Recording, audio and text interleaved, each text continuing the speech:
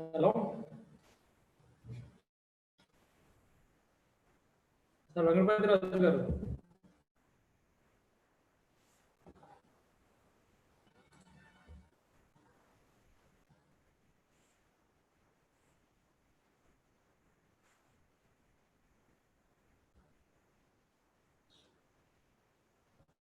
రాజు గారు మీరు మాట్లాడాలంటే జస్ట్ ఒక మ్యూట్ అన్మ్యూట్ చేయండి చాలు.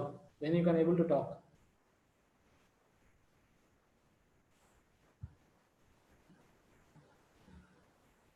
Sir hello.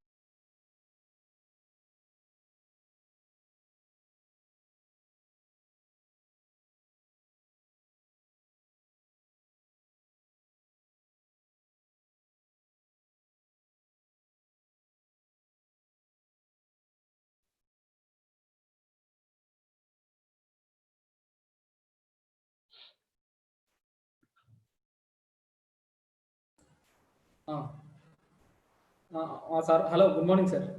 Good afternoon sir, sorry. Good afternoon. Good afternoon. Just will start in 10 minutes sir, 4 o'clock. Okay. Sir వచ్చారు sir. Hello sir వచ్చారు sir. Sir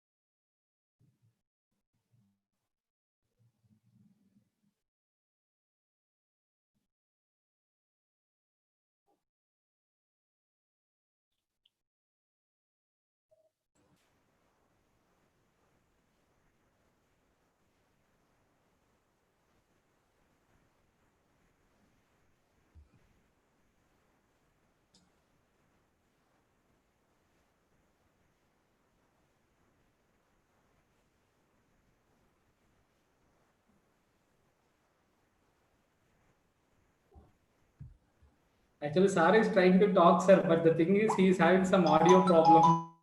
Okay, okay. That is what we are trying, sir. Just give me a minute.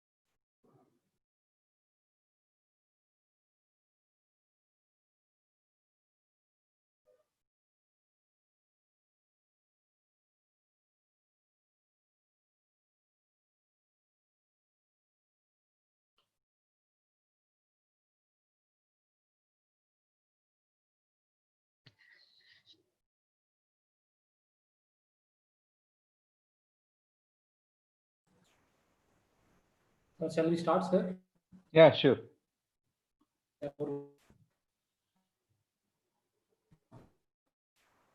Okay, shall I start? Sir, hello. Hello, sir. Sir, we'll start, sir. Yeah, okay. Yeah. So I'll start. Session, which is on fuzzy logic and fuzzy systems. I would like to hand over the session to Dr. Mama, sir. Sir, please go ahead, sir. Okay. Uh,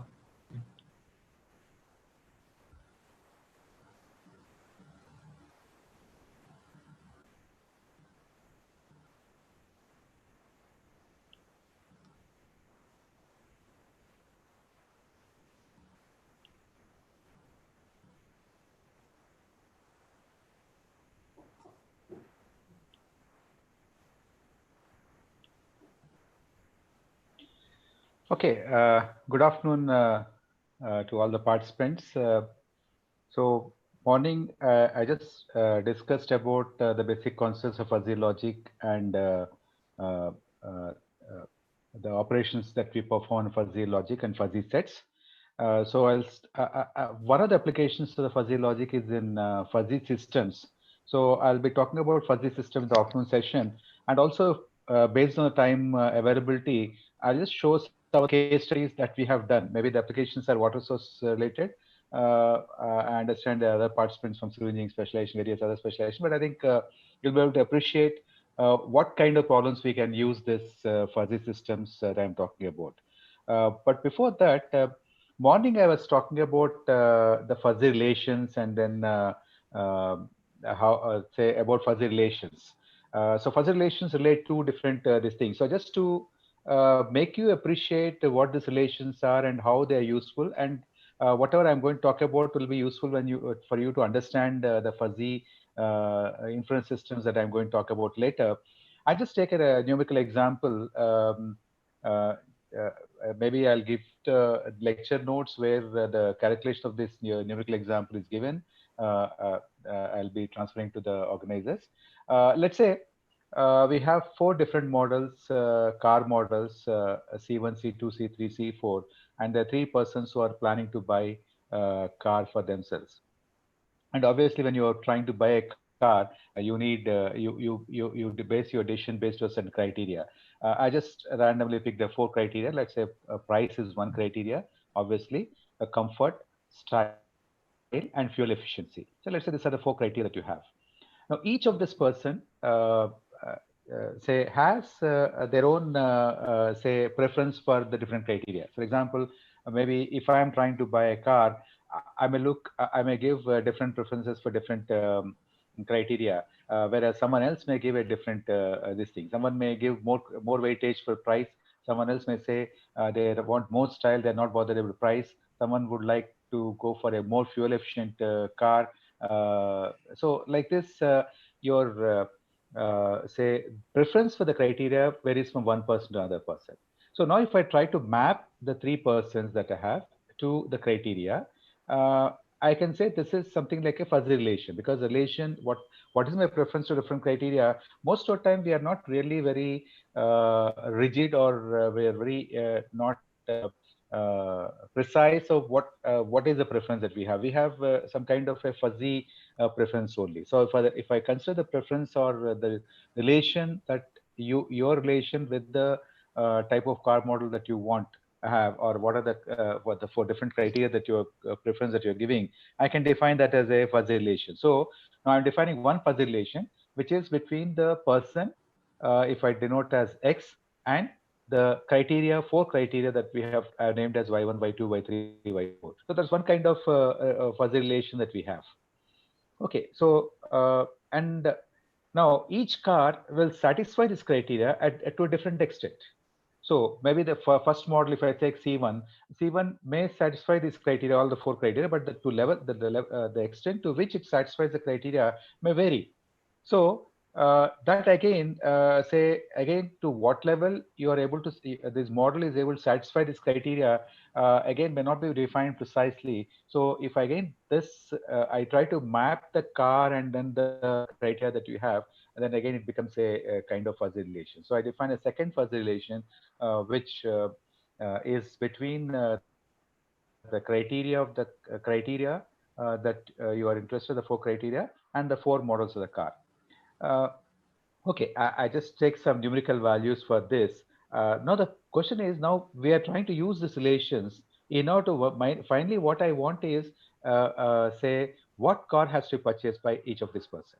So that means I have to now combine these two relations to develop a relation between the person and the car model, so that you know what is the say relation that exists between the person and the car model, and based on that the person can choose the car model. So we need to combine this relation. So you have a p x y and q y z. So if I combine them, I want a relation between x and z. X is the person and z is the car model. So this is how this is done. I just show a numerical example here. Uh, so I just give, for example, these are the say this table. The first table gives, for example, the person. I just put some random names, like example Raju. Now he gives this weightage to this y1 as only zero point 0.2, y2 as 1. That means like he prefers criteria to 2 is given more weightage, and criteria 2 is given only criteria 1 is given only zero point 0.2 weightage, criteria 3 is given zero point 0.8 weightage, and criteria 4 is given zero point 0.1 weightage. Similarly, these are things. So in a way, I can say this numbers that I have given here between 0 to 1, they indicate the preference level, or the preference can be put in terms of a fuzzy number, a fuzzy value, which is between 0 to 1. So maybe I can say they are the weights or the this thing. But I am not using the term weight here because when I say weights, usually obviously you expect that the sum of all the weights should be equal to 1. So these are only what to call as, if I give the preference in terms of scale of 0 to 1, this is the preference. I'm just giving only zero point 0.2 for this, only zero point 0.1 preference for y4, whereas zero point 0.8 for y3 and zero point 0.1 for this thing. Similarly, the other two. So this is a matrix that I developed. So this matrix shows, means any fuzzy relation can be expressed in the form of matrix if the variables are discrete. So in this case, I've taken an example where the variables are discrete. So x is discrete variable, y is discrete variable, z is also discrete variable. So this gives the matrix between y and z, relation between y and z. So so now, how do I combine these two to derive at this particular this thing? So one way of doing this is what is known as max-min composition. I showed the results of this max-min composition. What I mean by max-min composition is, I'll just show for how we got the first value, and then I think I'll be able to understand how we get the other values. Now, let's say, for example, for Raju, no, have y1 is zero point 0.2 here, and if I take the first model of the car, this is 1 here. So what we do is, I'll just say y1, the preference given by Raju is zero point 0.2, and the say the level to which it's satisfied, or maybe the degree to which it's satisfied. I'll use the term degree to which satisfied is 1. That means it's this C1 satisfies the first criteria completely. So this is C1. So I'll just you between these two values, zero point 0.2 and 1, I'll pick up the minimum. Okay, so zero point 0.2 is the minimum. Then y2 here, in fact, for Raju, the degree of requirement, the preference given to y2 is 1, whereas C1 satisfies y2 only to a degree of satisfaction level is zero point 0.2. So between again 1 and zero point 0.2, I'll pick up the minimum, that is zero point 0.2. The third one, the third criteria is here zero point 0.8. And as far as C1 is concerned, it doesn't satisfy, it doesn't actually meet the criteria 3. So that's why it's given a membership of 0. So 0 and zero point 0.8, obviously minimum is 0. And the last one, okay, both are 0.1, so minimum is 0.1. So I got now minimum from each 0.2, 0.2, 0, and zero point 0.1. From among these minimums, I'll pick up the maximum. So that is what I got here, zero point 0.2. So the same way, I can say for Raju, I can do the same thing with car 2 model. Then I get 1 here. For car 3 model, zero point 0.8, and car 4 model, zero point 0.8. So now this is now the relation between this first person and the four models of the car. So now if you ask which one is the preferred one, okay, we got one. It's not necessary that you have to get one here. because one is coming here, I'll say C2 satisfies to fully satisfies the requirements of say the first person Raju, and so you suggest that person to buy the second model. And similarly for the other two also. It's not necessary that you get one always. It could be like, for example, zero point 0.8, in that case, zero point 0.9, or in the case you pick up whichever is having the maximum degree of satisfaction here, you pick up that model. Okay, so this is just a very small example that I just want to show you on how we actually use the fuzzy relations. So to actually combine them and then derive at some decisions. Okay, this is one kind of combination. I said max min composition. Some people also use what is known as max product composition. Instead of minimum, I use the product. So anyhow, in this case, I think it gives the same results. What I do is zero point 0.2 into 1 is the first one, 1 into zero point 0.2 again 0.2, zero point 0.8 into 0 is 0, zero point 0.1 into zero point 0.1 is 0.01. I'll pick up the maximum out of this is again zero point 0.2.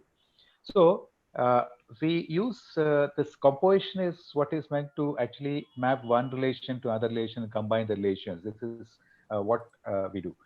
In fact, we do the same thing when we talk about the fuzzy relation. So that's the reason why I just took this small example, because we don't deal in a real life with discrete variables like this. We always deal with continuous variables. But I just wanted to make you appreciate what I mean by this maximum composition and max product composition. Okay, with this background, let me go to what is this fuzzy system. Okay, any system which uses the framework of the fuzzy logic, I'll call it the fuzzy system. So, say where we use it, say when I talk about a system has three components. One is the input and output of the system. So a system relates the input to the output. So I think those who have studied the systems analysis and all those things, you know what is a system. So I'll say define a system as something which relates the input to an output. So you have an input and output. So input output could be fuzzy, or the system description. The system is actually transforming the input to an output. So if I look at a system as something where, say, it applies a kind of transformation to transform input to output. Like, for example, if I take a hydrological system, there's rainfall. So what is the catchment doing? Catchment is transforming the rainfall into a runoff. So now the system is described by certain things. So if I have it's got its own description, a mathematical description, because this kind of math we are trying to represent is a mathematical model. So the input output relation could be a description of system. So that description of system could be fuzzy, or the system description is when you describe a system, obviously there are some parameters to which you're describing system. So parameters could be fuzzy. So a fuzzy system could be either in terms of the description of system, or could be in terms of the how you specify the parameter system, or could be in terms of only input output variables or other variables involved in it, or could be all components could be fuzzy. So that's how you can say fuzzy system is. Okay. So the major application of fuzzy system that you find in engineering are, one is modeling. So one is fuzzy optimization. So we may use optimization for many decision making. So one such case is one application. And fuzzy regression. What I mean by fuzzy regression is, I think all of you are familiar with regression, where you are trying to develop a relation between a dependent variable like y with independent variables. Now, if the parameters of this regression model, like for example, if I say y is equal to x plus b, if a and b, instead of being crisp values, if they are fuzzy, then becomes fuzzy regression. So sometimes you may have relation which is not exact, but inexact relations. So that's where the application, it's one of the application, fuzzy regression. Or maybe analyzing data or data analysis. And the other important thing, which I'll show as examples when I do the case studies, is in terms of in prediction and control. One is which is done through what is known as fuzzy inference system. So I use this fuzzy system either for predicting something, or for say decision making, or controlling something. So either for predicting something or controlling. So fuzzy inference system is used for prediction and control. So these are the typical examples of where the fuzzy systems are used. So again, say because time of constraint, I may not be able to talk about all those things. I'll be concentrating only on this part, because this is one of the very popular application of the fuzzy systems in engineering, especially civil engineering. But when I show the case studies, I'll also show one example of fuzzy optimization, how we use the fuzzy optimization. Again, basically for control, but say I'll just show an example of fuzzy optimization also. Okay, as I already mentioned, say if I talk about system, the system has three components. One is system description, the input data, output data. So typical systems that we always, all of us know are where the system description crisp is crisp, input data is crisp, and output data is crisp. Means we are using the conventional process. So the say mathematical framework that we use is functional analysis, like say we use to map input to output. So we use a functional analysis like Fourier transformation, other things, or maybe linear algebra, regression. All these things we try to do the same thing. You're trying to explain, describe the system to map input data to output data to input data, or develop a mapping between them. This kind of problems, I think most of us would have experienced already in functional analysis, linear algebra, regression, and all those things. Another case is like your system description is crisp, but input data is fuzzy and output data is fuzzy. This is what I just mentioned in the morning, like when I talked about operations on the fuzzy systems, that's the extension principle. For example, I say y is equal to x plus b. So system description is simply say, or morning I took an example y equal to x minus 1 whole square. So that describes how the relation between y and x. If y is output and x is input, that describes how the output is related to input. Now that expression, the description of the system is obviously crisp. But if x is in fuzzy, then obviously output also is expected to be fuzzy. So how do you convert this input to output? That's second for the you want to get the membership function of the output data. So that I showed like what we do. We just simply use an extension principle. But what we are interested more is where all the three are fuzzy, like your system description is fuzzy, output data is fuzzy, or input data is also fuzzy. Sometimes input maybe because if you're getting from instruments and other things, measurements, it could be crisp also, but crisp or fuzzy. So this kind of systems are what we call as fuzzy inference systems. So I'll be talking about when I say fuzzy systems, we actually most of the time we mean these fuzzy inference systems, not the other kind of fuzzy systems. So basically what I'm going to talk about is fuzzy inference system. So what do you mean by inference? Now, most of us actually try to uh, say store our knowledge in terms of if-then rules. There's one way of trying to express our knowledge. Okay, in terms of rules, like for example, we would have used this kind of rules in conventional mathematics. For example, when you want to solve a quadratic equation, you say if b square minus 4ac is positive, you will have two roots. If b square minus 4ac is equal to 0, there's only one root. If b square minus 4ac is less than 0, you'll have two complex roots.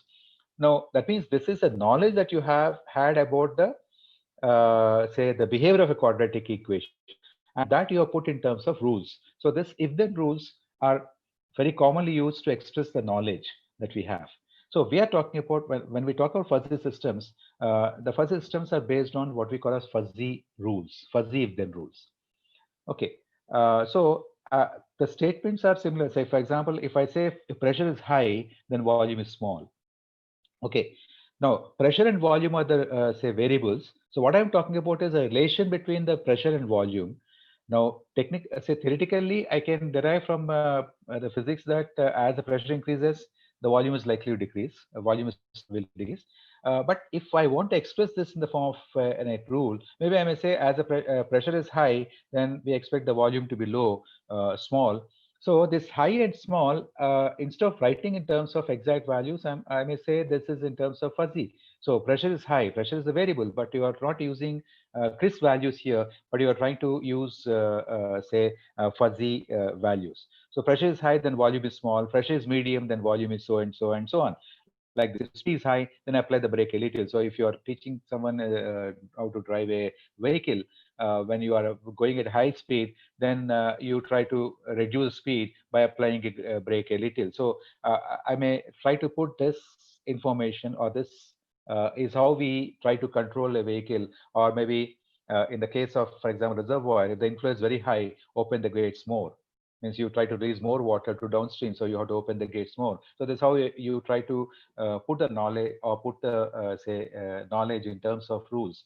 So in all these cases, I say these are fuzzy rules because the variables are not expressed in terms of precise values, but they're expressed in terms of fuzzy linguistic values like high, small, little, or very high, or open more. So this how we can express fuzzy. So many times in our normal day-to-day life, we always use this kind of expressions rather than expression in terms of which you talk in terms of precise values. So the fuzzy inference system deal with this kind of fuzzy if then rules.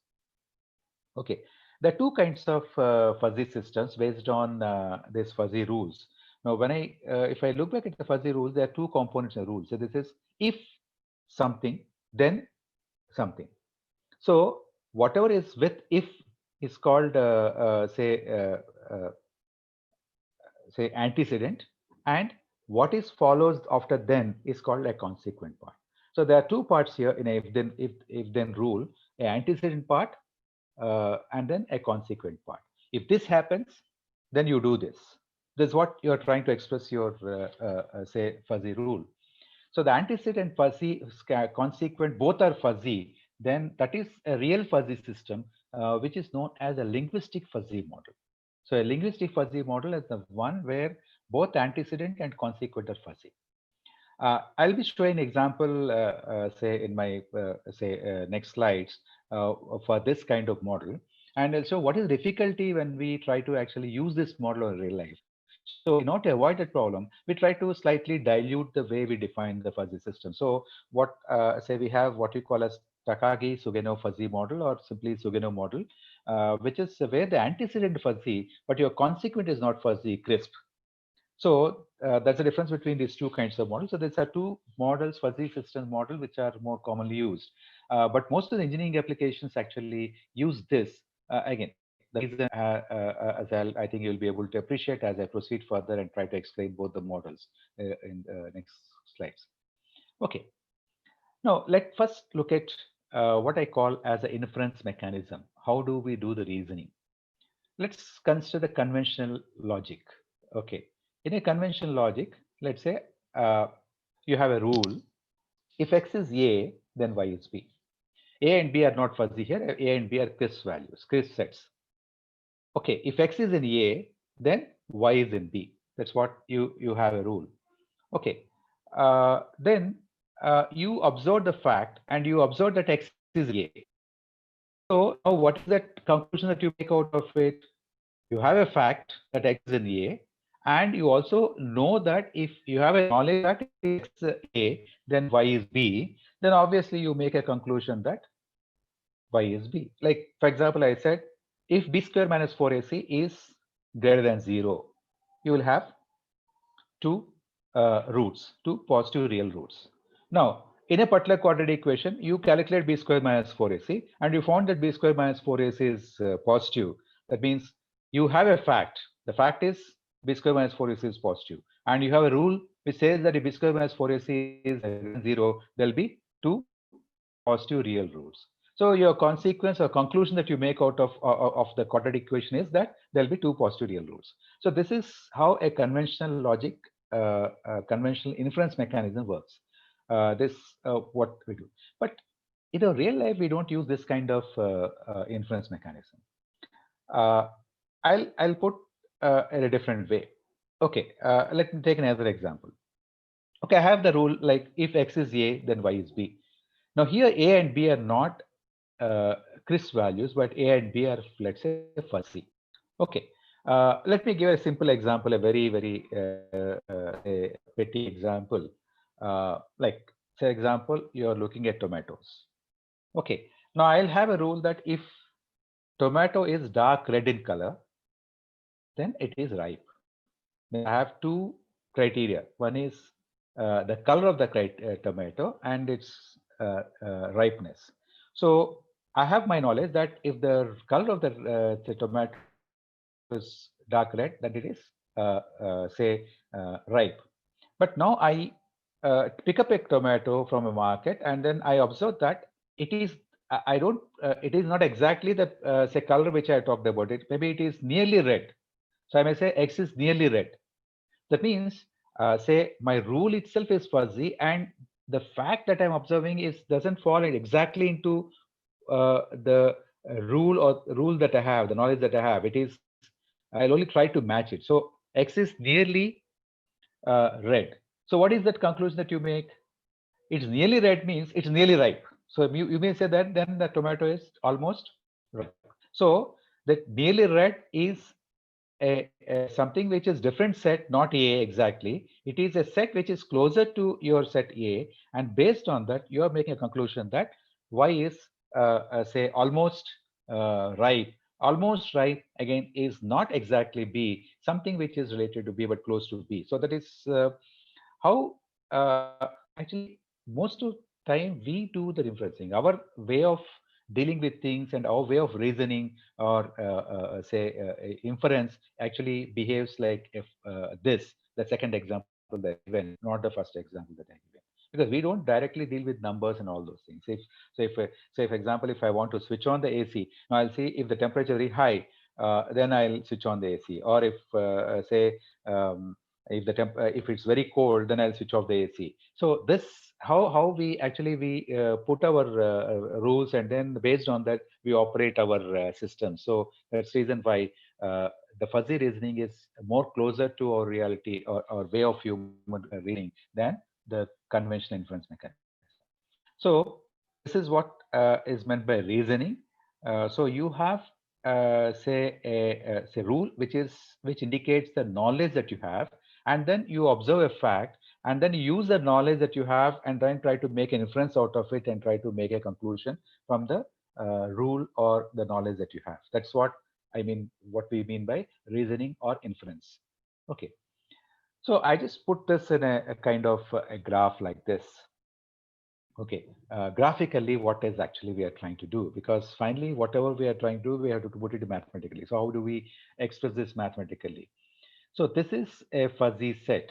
Now, as I mentioned in the morning, any fuzzy set is always expressed in terms of membership function. So let's say this is the A, the membership function of the set A, and then this is the membership function of B. Okay. Now I have a rule: if X is A, then Y is B. Okay. Now, what we observed is X is A dash. So this is the membership function of A dash. Now, it is not exactly matching with A, but it is actually overlapping A, but it is closer to A. So I have, this is my observation. X is A dash. So how do I make the inference here? Now, this is what actually we try to do. We try to find the intersection between A and A dash. And then intersection, as mentioned in the morning, intersection is determined by the minimum operator. So this is the black shaded area is the minimum operator. And then based on that, I'll find out the maximum membership value from this for this intersect. And then I'll take extend this onto B and cut this part. And so what we get here, lower portion, the black shade portion, is the membership function of B dash, which is your conclusion. Okay, so this is the mathematically how we try to do it. Say the inference that I have explained earlier. So if I have a rule like if X is A and then Y is B, then I have made an observation that X is A dash. Then based on that, I'll find out what is B dash. Okay, I just simply extend this for okay. This is how say I just mentioned only one rule, but when you talk about knowledge, the knowledge need not be only in terms of only one rule. You have multiple rules. Say, for example, I talked about the case of tomato. So you know, so if tomato is red, dark red, it is ripe. If it is like green, then it is not ripe. So that's how you are trying to put your knowledge in terms of set of rules. So I have a set of rules like this. If X is A1, Y is B1, X is A2, Y is B2, and this is the knowledge about system or the understanding of system we are trying to put in terms of a set of rules like this. So now we have an input observation that you have made. The observation that we have got could be either crisp or fuzzy, and then you're trying to infer from all these rules So from each of this rule, I'll get some inference, and then I'll try to aggregate all these things in, and then finally, I need a defuzzifier. I'll talk about this through an example. So finally, we try to get an output out of this thing. This is how a linguistic fuzzy model, where both the input as well as output are fuzzy. The sorry, antecedent part and the consequent part are fuzzy. Works like this. So maybe I'll explain this through an example. Now, I'll just simply extend this fuzzy reasoning with two variables. Whatever I did, we explained, I talked about one variable, but let's say there are two independent variables and one independent variable. That means, say, let's say Z depends on X and Y. Then maybe my rule will be if X is A and Y is B, then Z is C.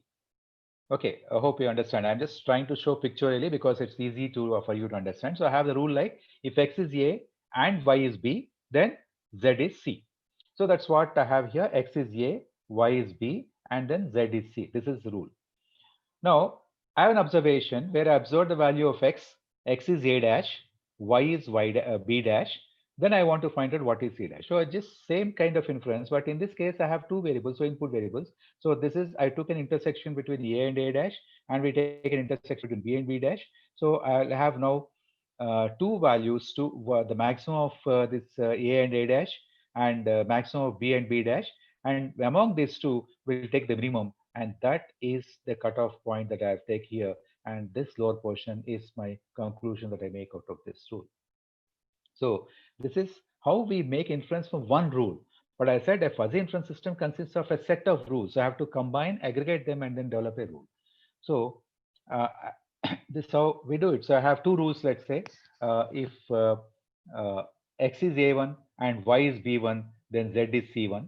If x is a2 and y is b2, then c is c2. So I have these two rules. And let's say, okay, in this case, I'm just showing what happens if I give a crisp input. So I have observed the value of x, and this is the value of x that I got. And then I observed the value of y. So this is the value of y. So what we did now here is x is this and y is this. So you know the crisp value of x because that's the observation that you have made. So we observed that x value is this much and y value is this much. So we make an inference from this rule, and then again from inference from this rule as based is exactly the same what we did earlier. And then now aggregate these two and then combine these two, means we take a union of these two. Now this aggregation is union. So here we took the intersection. Here we are talking union of this C1 and C2, or C1 dash and C2 dash. And this is what I get as output. Obviously, there's a fuzzy output. The output also is fuzzy. Okay, I'll talk about defuzzification because finally I want to have the output should be, because we are trying to use this fuzzy inference system either to predict something.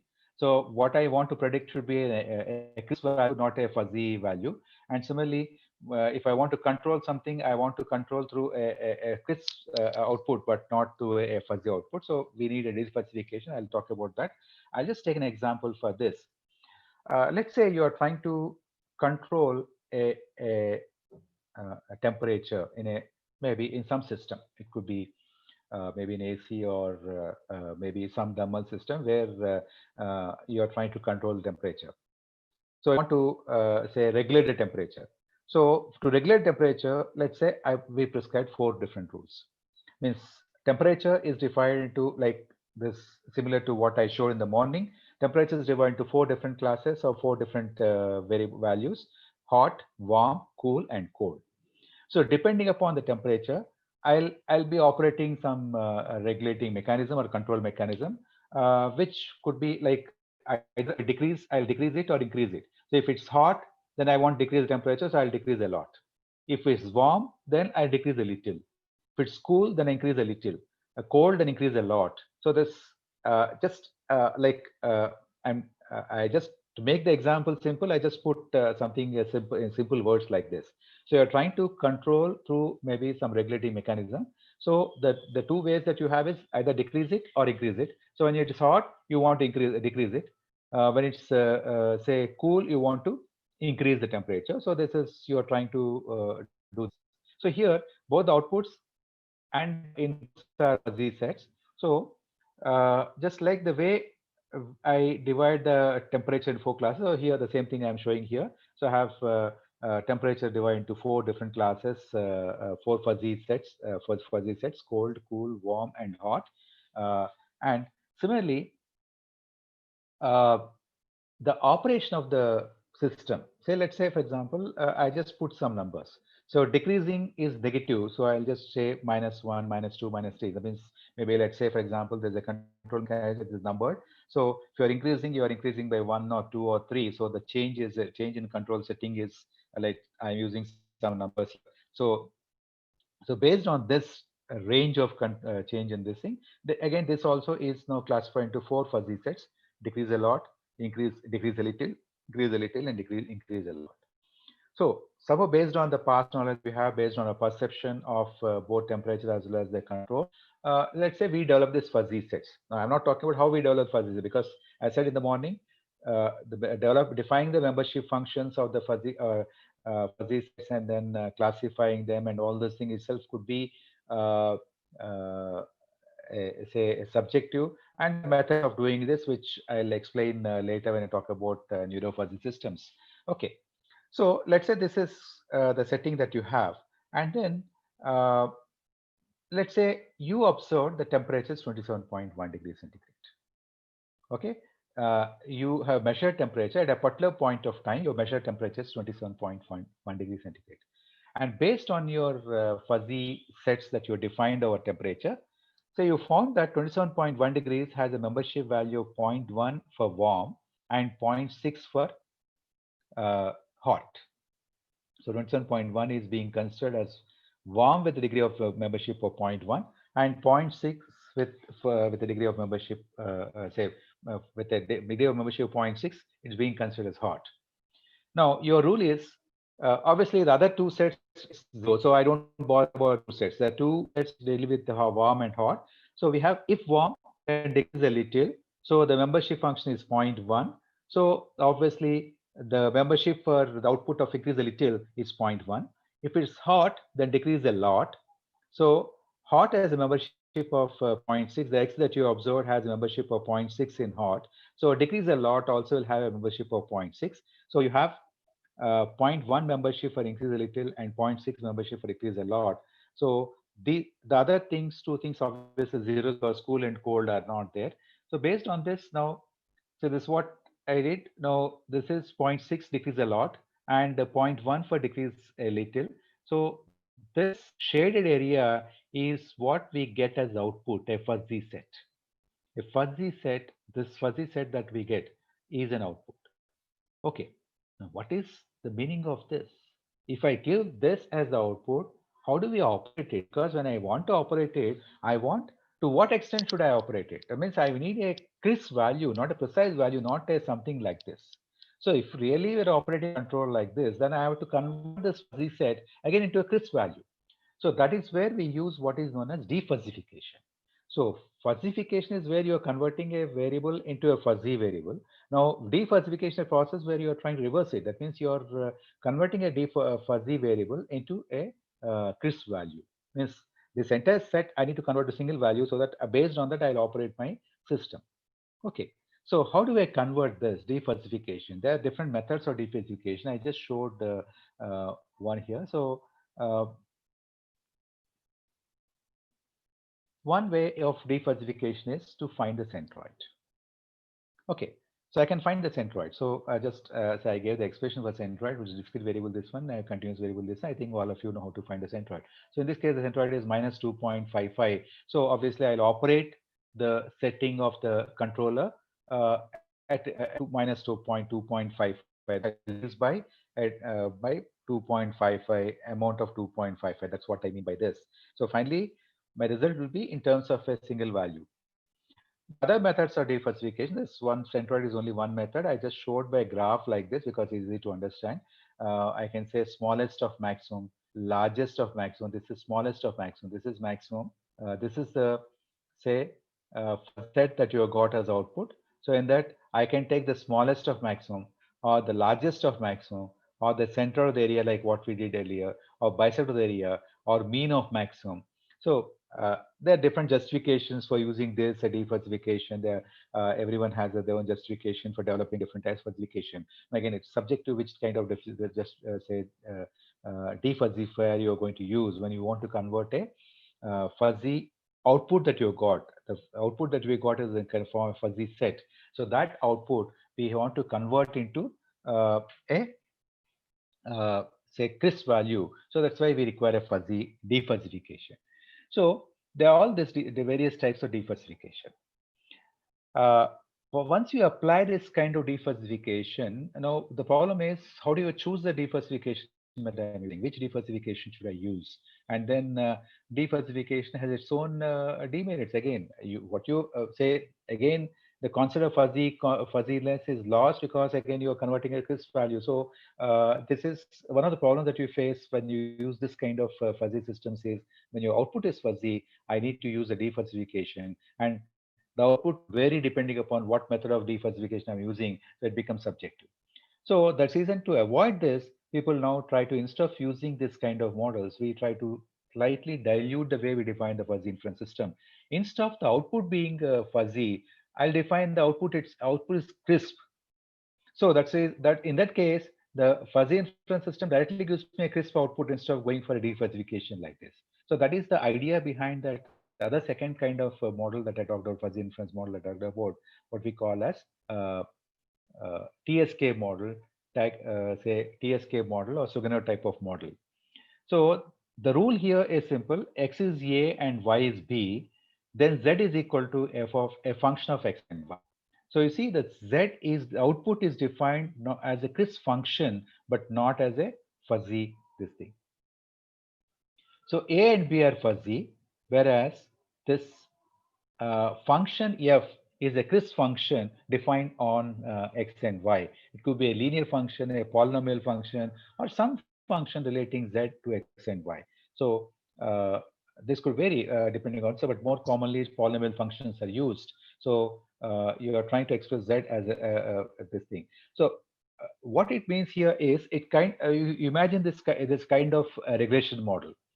So you have, instead of having one single regression, if x, say you have z is equal to, I can write as a1 into x plus a2 into y plus a3. That's one way in which I can write. But when I have x and y varying, like I can have different regression equation. If x and y range within this range, I'll have one regression equation. If x and y are within some other range, another regression equation. So that's what actually we mean by this.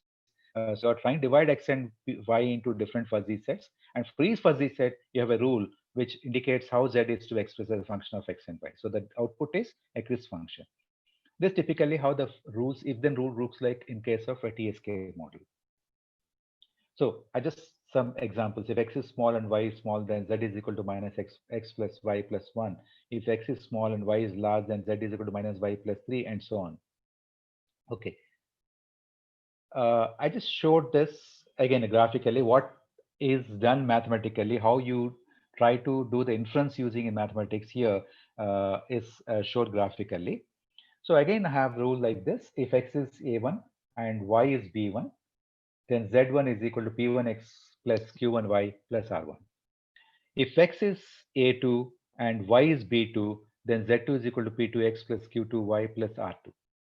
Now, you measured x and y. At a particular instance, you measured what is x and what is y. So x is this value, and you observed y as this. So what did we do? Just like the way we have done earlier. No, I'll just take the say intercept of this x with a1, and this is what we get. Intercept of y with b1, and this is what we get. And the minimum of these two, I'll pick up, that is w1. Similarly, intercept of x with a2, intercept of y with b2, and the minimum of these two intercepts I'll take, that is w2. So now I have two different functions of output. So I'll take a weighted average of these two outputs. W1, W2 I take as weights of this. So W1 Z1 plus W2 Z2 by W1 plus W2. Now dividing by W1 plus W2, because W1 plus W2 need not be equal to 1. They are not actually weights. They are the fuzzy membership numbers of X and Y observed in the first rule, X and Y observed in second rule. So this is the final output that I'll get. This is obviously a crisp value. So I don't need to go for some defalsification, all those things. I'll develop the rules themselves in such a way that the output is always crisp, and then I'll get always a crisp output. So I don't have to bother about what method of defalsification I have to use and what are the limitations of each defalsification method and so on. So this is a more popularly used fuzzy model when compared to linguistic model because of its advantage. Like it's more easy for us to understand what is happening here, and also easy to interpret the output that we get out of it instead of going for some defuzzification, all those things. So most of the fuzzy models that we use in our engineering applications are actually based on this Sugano type of fuzzy models. Okay. Now the question is, how do we construct this fuzzy system, the fuzzy model or the fuzzy system that you have? So uh, if you look at the fuzzy system, there are two important aspects here. One is a set of rules. What do this set of rules represent? I'll say these represent the knowledge that we have about the system. Whatever knowledge you have about the system, you're trying to express them in terms of a set of rules. So this set of rules will indicate the knowledge that you have. So you have a knowledge, and then you need to use the inference mechanism to find out what should be the output for in a given situation. Okay. So the inference mechanism, obviously, I can use one of the inference mechanisms I showed earlier, this thing. But the question is, how do I build this thing? So now I have input variables. So input variables are classified to different fuzzy sets. And so I need to find out how many fuzzy sets I have to use. What are the parameters of these fuzzy sets? Like what should shape of the fuzzy sets? And if I say the shape, then what should parameters of the fuzzy set? And then how many rules should we have? And then what are the parameters of these rules? So how do we build this knowledge base, that is this if then rules? That is the gist of entire fuzzy modeling. When I try to use the fuzzy inference system for any application, I have to look at how to build this knowledge base, which is in terms of fuzzy inference system. One is based on my prior knowledge. I have the knowledge of a system because I've been observing system, I've been working systems, so I have some prior knowledge, my experience. So based on my experience, I'll try to construct the rules. That's a very simple way. So if an experienced person, for example, you go to a doctor, an experienced doctor is able to diagnose more easily based on symptoms. So how does the doctor do this? The doctor has a knowledge based on past experience of different symptoms and their say and how the symptoms affect the body. So the prior knowledge about systems, say an experienced person who has been working, has a lot of experience, would have gained a lot of knowledge, and that knowledge the experienced person can actually always share and try to put them in terms of this rules. So all this obviously experiences in terms of qualitative knowledge. So the only question here is how do I put my qualitative knowledge? Because I may have a lot of experience, but I may not be able to put that experience in terms of this quantitative terms, in terms of rules, fuzzy rules, and other things. So that's where the problem arises. So we need to have some mechanism through which you can extract this knowledge and try to put the knowledge into this. One way of doing this is what you call as neuro fuzzy modeling. The other way is okay. Uh, you don't have an experienced person or you don't have the expertise from where you can get the knowledge and put them in terms of rules, fuzzy rules. So then you learn. How do we learn? As a person, I learn based on the observation that I make because I get experience based on my say work with the system for a long time. So this is in terms of data. So we try to use some kind of machine learning technique to learn from the data and then say construct the knowledge base.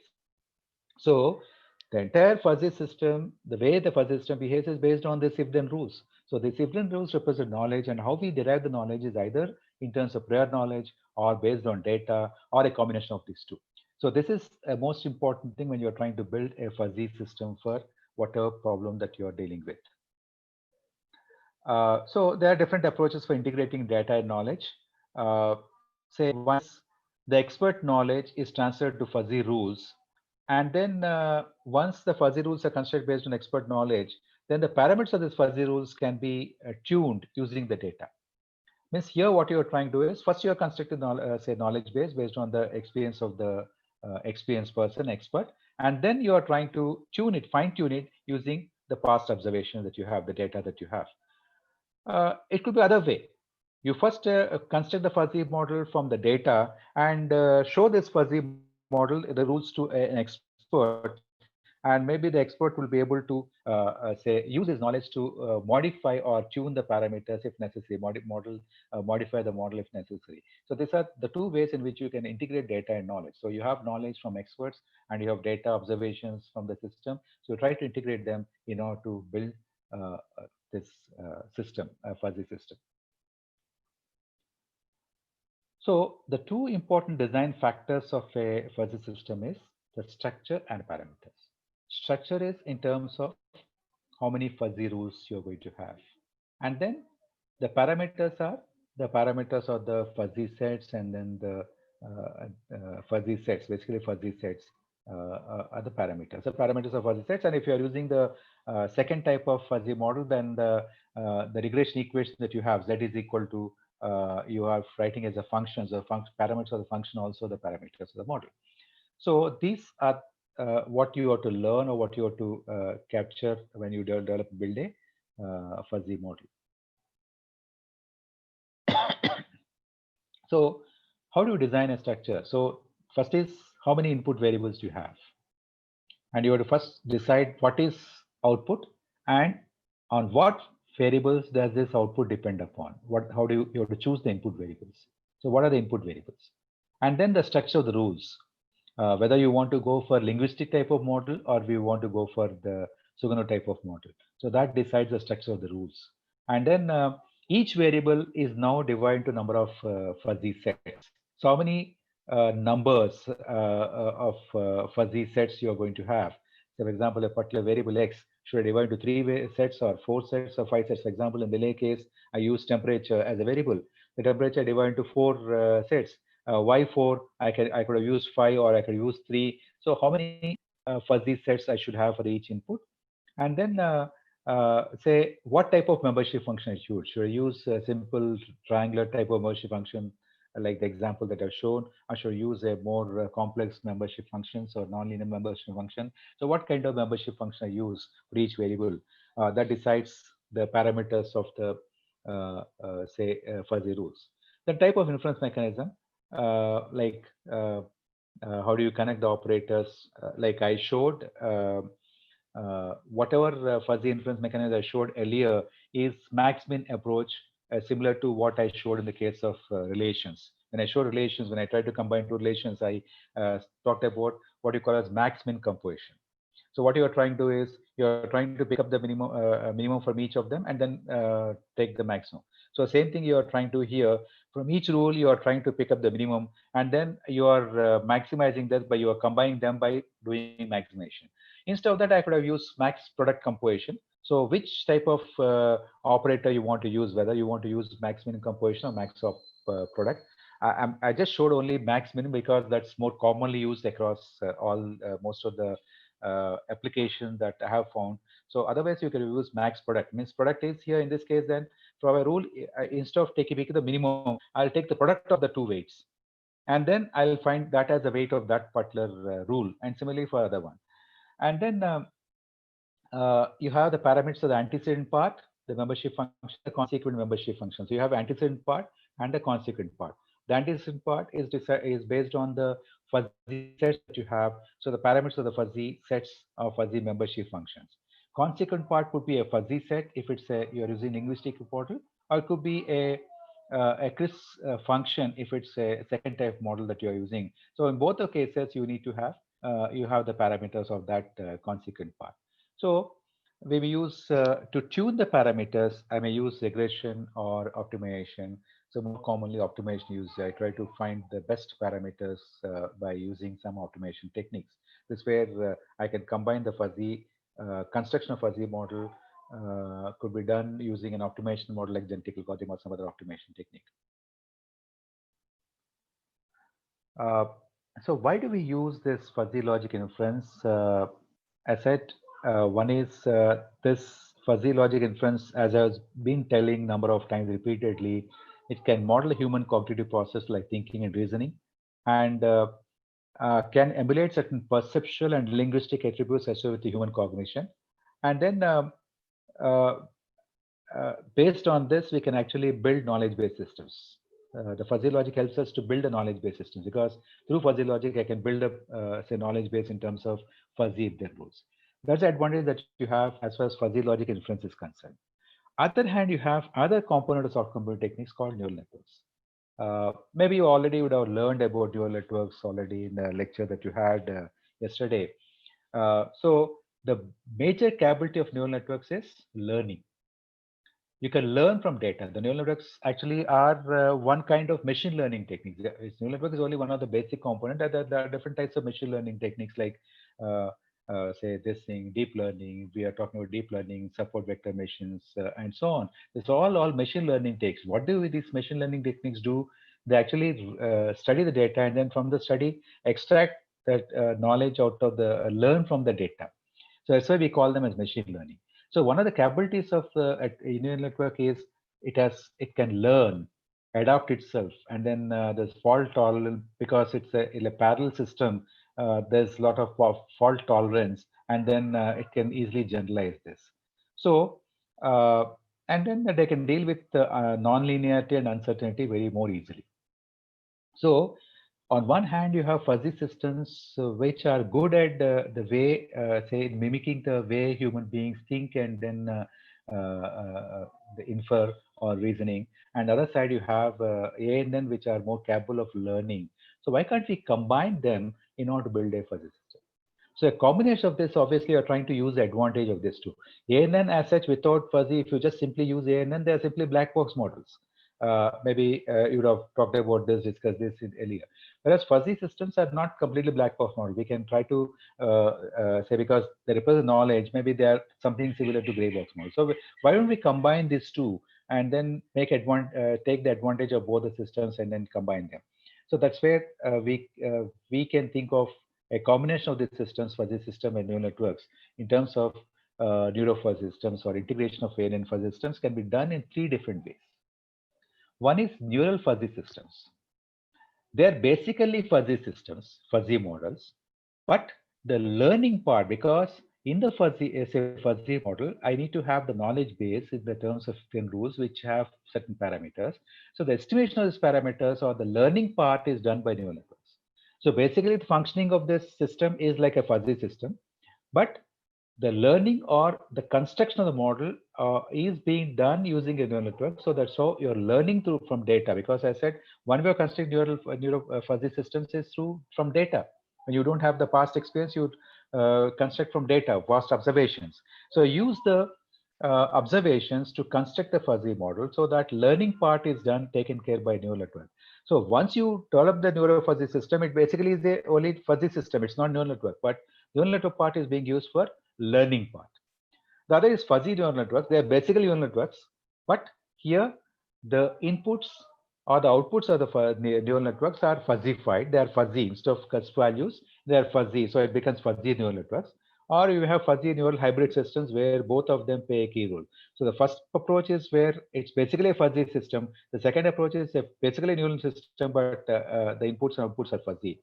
So among them, okay, say at least I have not come across any kind of application of fuzzy neural networks in civil engineering based from my experience. But neurofuzzy systems are more commonly used because fuzzy systems have their advantage, and so we learn fuzzy systems from neural networks using neural networks. So that's how we have what we call a neurofuzzy system. Okay, so that's what I'll just try to talk about. What is known as adaptive neurofuzzy inference system. So I use a second type of fuzzy system, which I just mentioned earlier, like I have rules like this. The antecedent part is fuzzy, but the consequent part is crisp. So I have if x is a1 and y is b1, z is equal to, okay, z instead of z I have used f1 here. F1 is equal to this one. And if x is a2 and z is y is b2, then this is 1.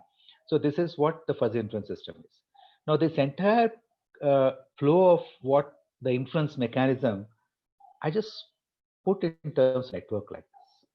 There are two inputs, x and y. These are the observations that you have. And then you have one layer which has all the fuzzy sets A1, A2, the fuzzy sets defined on X, B1, B2 are the fuzzy sets defined on this thing. And so this is one layer. And then you have a second layer which does this aggregation part, this like how you interfere from this. Say, for example, A1, B1. So this is you're getting W1. So how we get W1 is based on this inference mechanism. And then the second layer does this part. And then third layer does the aggregation, that is say like average weights. It will find the average weights from each of this thing, and then these two layers together do the aggregation, and finally you have the summation which gives you the F. So the entire thing, we have put the fuzzy inference system that we talked about, Sugunna type fuzzy inference system, we have put in terms of a network. What advantage here? This is a neural network. I can view this as a neural network and then use any of the mechanisms that you have learned in your neural networks. It can consider the feed-forward neural networks, a special type of feed-forward neural networks, and use the concept that you have learned in neural networks to train this neural network. So you have X and Y are the inputs and F is the output or Z is the output, and then you're training it using past data.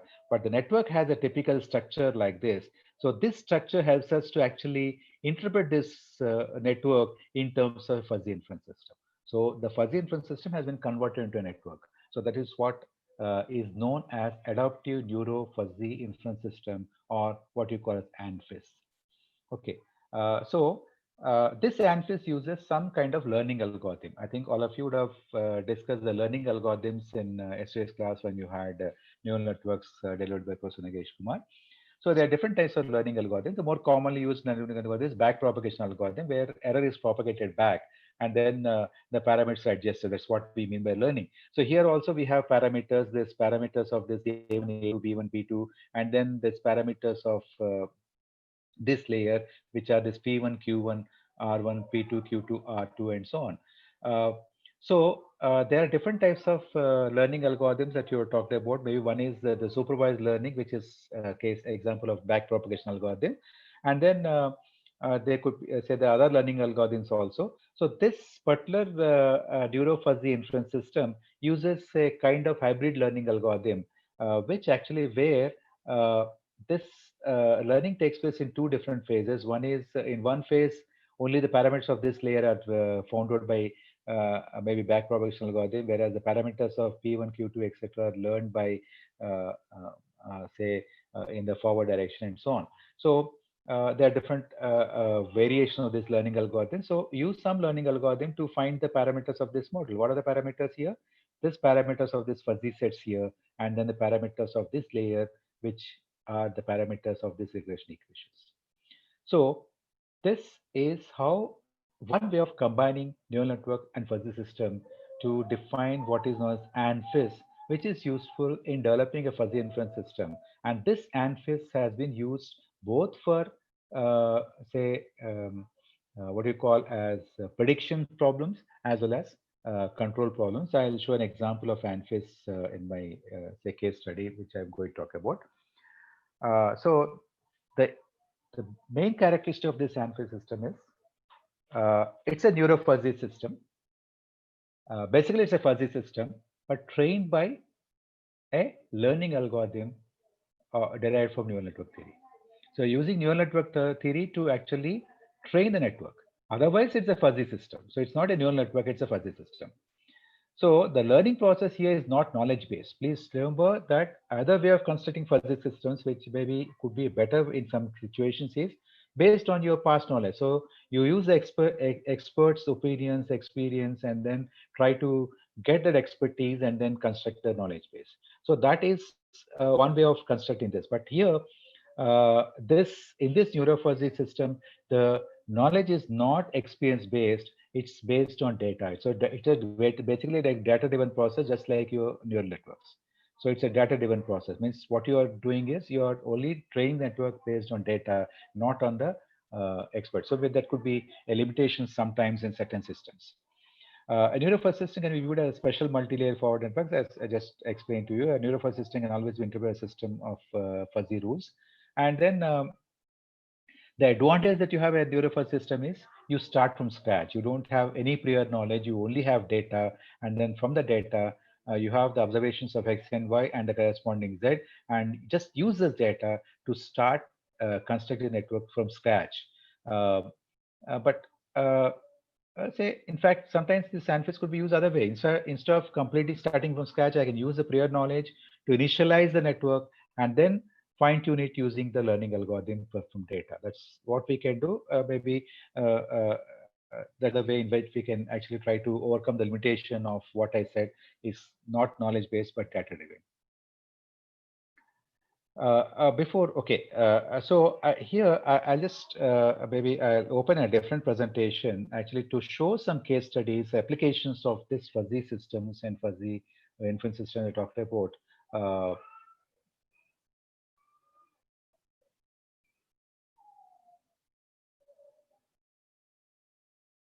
just 1 minute.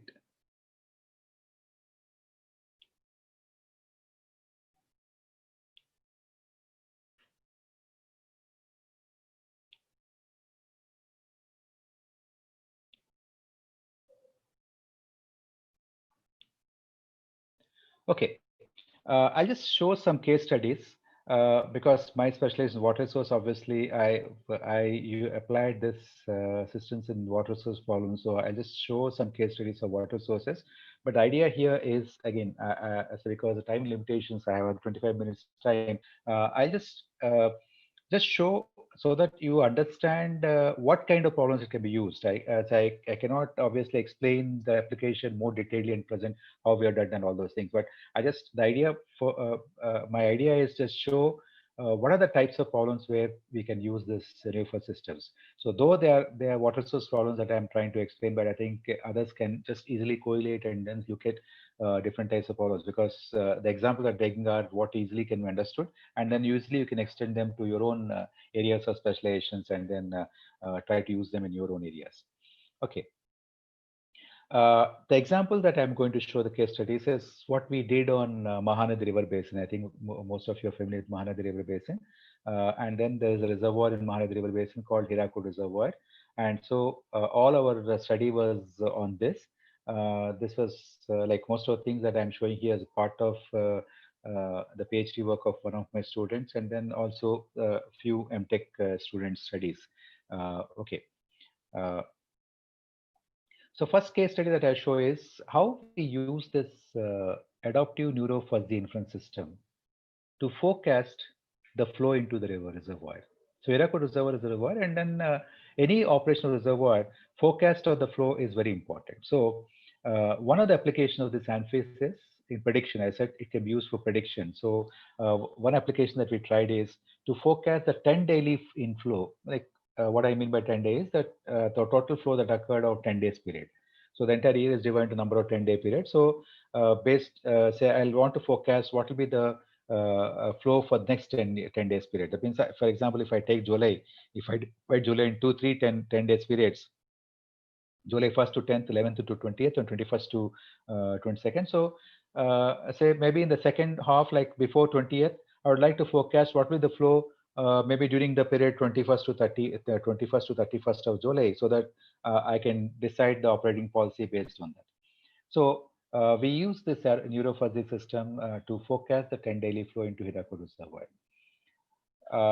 So obviously I need the past data. So we collected 10 daily precipitation inflow into reservoir for monsoon. Means this model was done only for monsoon season because the forecast during monsoon is more important. During the non-monsoon season, the flows are very small, and then this forecast is not that significant. So our forecast was only for monsoon season. During monsoon season, I think monsoon season in the case of Hirakud Reservoir starts somewhere in the second half of June and then extends up to October first 10 days period. So that's the time period that we have taken. And we have taken the flows data for into reservoir and then the precipitation data for 1981 to 99. Okay, because this is kind of an old study. I have data also old. Now the question is, I want to forecast Y. So obviously, any kind of this kind of problems, any kind of this kind of modeling studies, I need to first identify what variables influence your y. Any prediction problem, this is the most important step. Whether you are doing a simple linear regression model or going for a more complex neural networks or ANFIS model type of models. So all these models are similar. They're all statistical models which try to develop a relation between an output and input or a dependent variable as a function of say what do you call as independent variables. So maybe use a regression. Most of the time, regression is very common. I say y is a function of x1, x2, x3, and so on. So based on past data, I'll try to use linear least square method to find out the parameters and develop a regression model. And this, what we are doing here is also similar to that. Say we are trying to predict what's the flow next time period. So what are the variables which influence the flow for next 10 days period is what I need to find out. So I need to do some preliminary analysis to identify what are the input variables that I have to say that will influence the flow. So this, I think many of you who are familiar with statistics, regression and other things, you know that we always use what we call as correlation analysis to do this. So say I have this data like the total data we divide into this also a step I think many of you know. Whenever you are trying to develop a model, you always have you keep aside some data for testing and use some data for training the model or calibrating model. Once you calibrate the model and then use it the remaining data for testing the model. So same thing as far as neural networks or fuzzy models or neurofuzzy systems, any such modeling technique, this is an important step. You have to use some data for this. And most of this neural network, neurofuzzy, all these things are what you call as data intensive models, because you need large amount of data to train this network, whether it's neural network or this.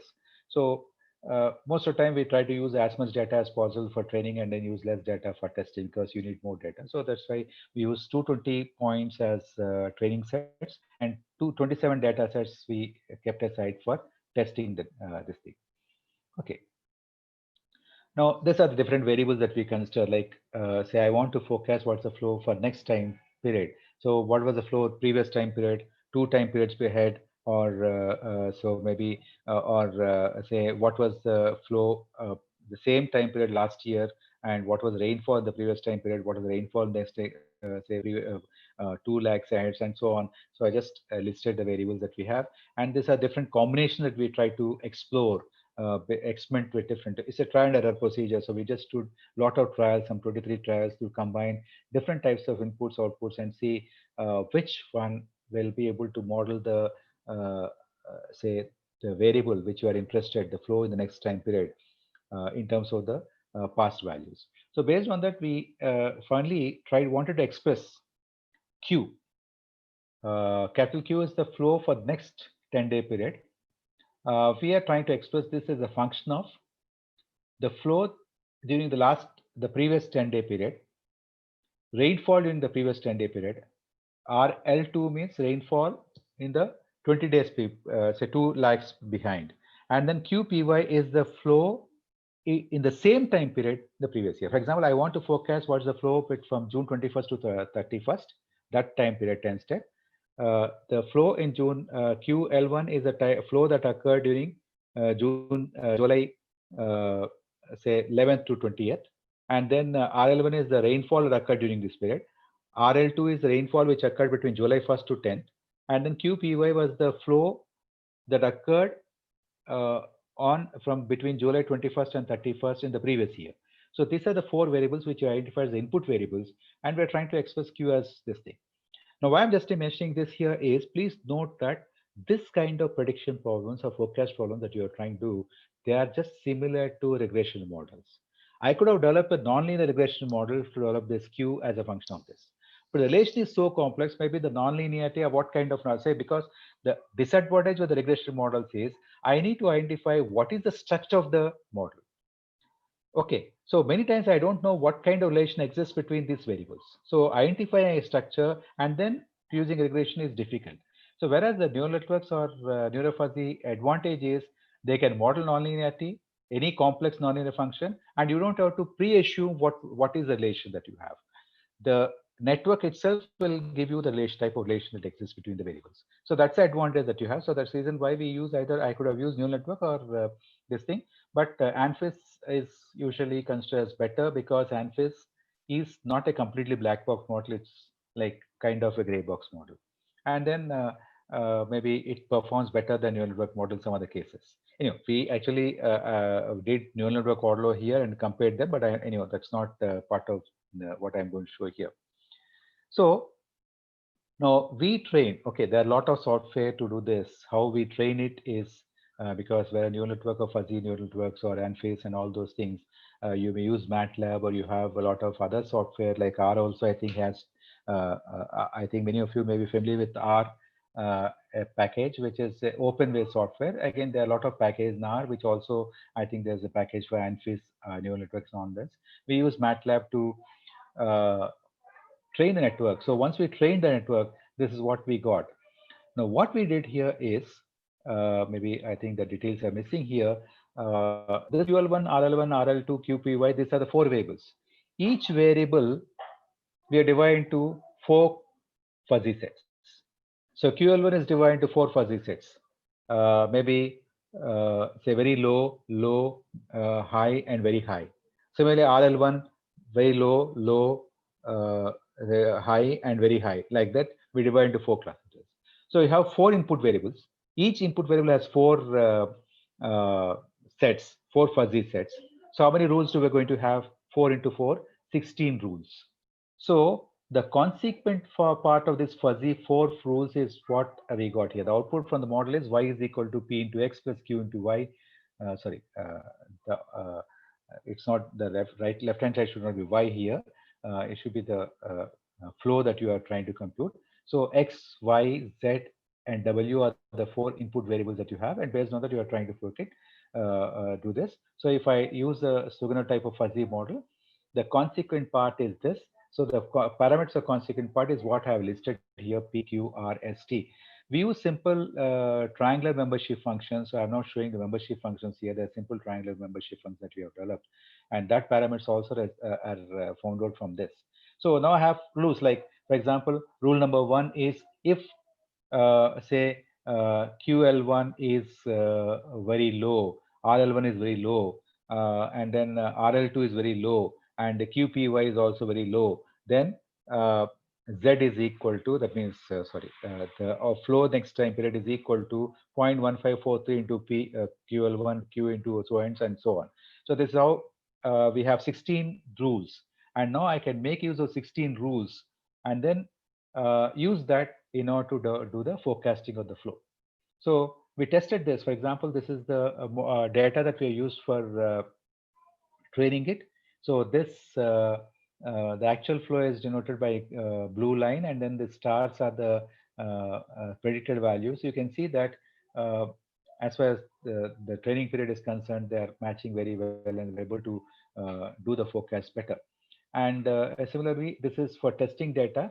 Obviously, testing will not be as good as training because testing is something which you are not exposed. So we actually have to validate the model using testing data only. So this is, we find that because most of the time forecast is important for high flows. So as far as high flows are concerned, it's able to capture most of the high flows properly.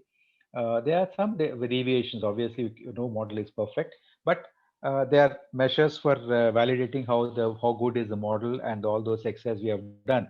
But anyway, I'm not going into details because the purpose here is to show what kind of application you use. So one of the applications that we can where the for ANFIS, the adaptive neuro fuzzy inference system, which is a type of fuzzy inference system, is to for prediction, to forecast something. So you want to predict something as a function of some input variables. So you know that say some y is related to some input variables like x1, x2, x3, etc. Then we can make use of this ANFIS.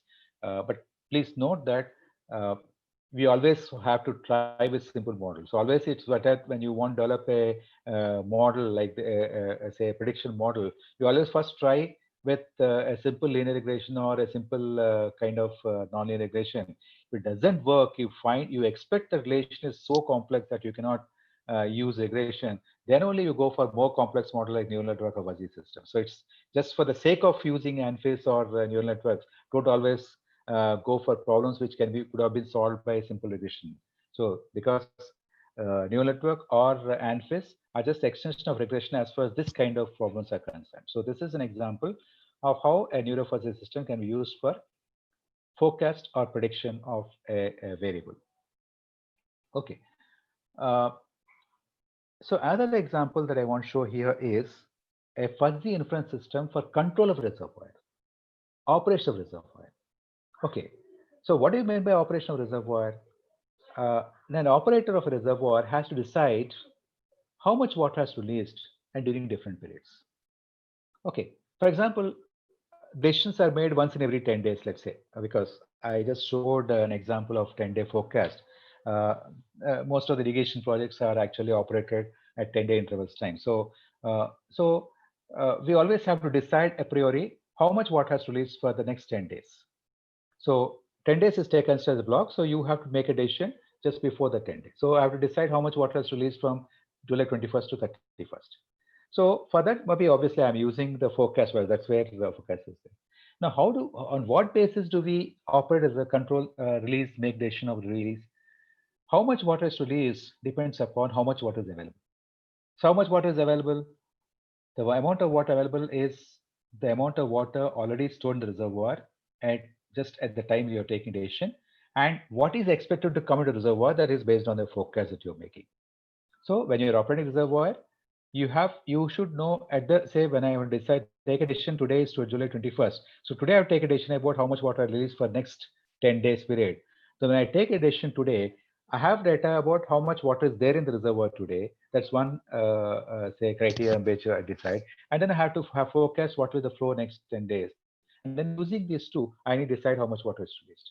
So I need to have a policy which will indicate how much water is released.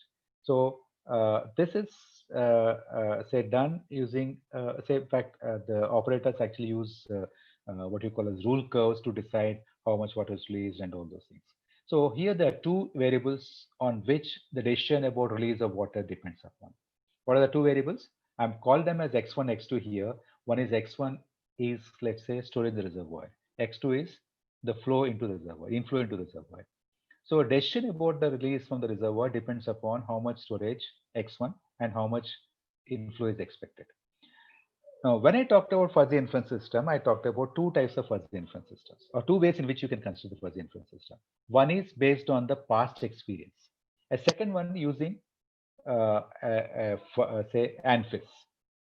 So based on past experience means I have the past data. So already people have been, the reservoir is being operated since long time, and then the operators have their own experience. So we try to use that experience, their experience in terms of what they have stored in terms of data. So what we did here is we tried to use that data itself. We didn't use any optimization technique or something like that. We just tried to talk to the operators, and then based on that, we just give different type of situations. Say if this x1 is this much, x2 is this much, how much are you going to release? So based on the experience, they'll tell, and then use this in order to construct the rules. So the rules, I just gave a procedure for construct rules like from data membership value, you find the membership value and then find the weight and then do this. So this is how we iteratively try to develop an operating policy. And then we try to express this in the form of like this. For example, the inflow is divided into four class intervals like very low, low, sorry, five fuzzy sets, very low, low, medium, high, very high. And storage also is divided into five classes: very low, low, medium, high, high, and very high. Okay, uh, and then uh, this rule that we have developed here is just simply directly gives you a crisp value. It doesn't give you any kind of function or something like that. For example, if inflow is very low and storage is very low, then release this much. Release 109.0882 billion metric cube. If the inflow is very low, storage is low, then release 145.9171. Now, the operators can understand this because they know by say how much water will be released if they open the gates much. But here the input is given fuzzy because instead of exactly knowing what is storage and what is the inflow expected, because most of the time we don't know exactly how much inflow is expected to come. You only can classify them as very low. If the inflow is going to be very low, this is what you do. If the inflow is going to be low, you go do this. So that's how we try to give this. So this kind of rules will help them better than giving in terms of crisp value. So this is one way of expressing the inferences. So there's a fuzzy inference system. So this is a second, say the Sugner type fuzzy inference system, except that the consequent part is directly a crisp value, but not a function like what I showed earlier. So this is one way in which we can construct. As I said, use the prior knowledge. Prior knowledge is based on the past experience of the operators or the experts who have been working over there. So we try to capture that and then based on that construct this kind of fuzzy inference system. So once you have this, now this can be used as a guideline for operator reservoir by the operator. So the operator will classify this, and then based on that, based on inflow and the storage state, the operator will decide how much water is released. The other way is why not I use like the same thing like what I did for forecast development of ANFIS. Means I'll try to learn the inference system from the data. So that is how we construct what you call as ANFIS, Adaptive Neurofuzzy Inference System. So that's another thing that we did. Only what I'm showing here is we divide the initial storage and the inflow into only three class intervals here, three fuzzy sets, low, medium, high. Just to make the problem simple. So low, medium, high. So we have 9 rules because three sets for inflow and three sets for storage. And so we have totally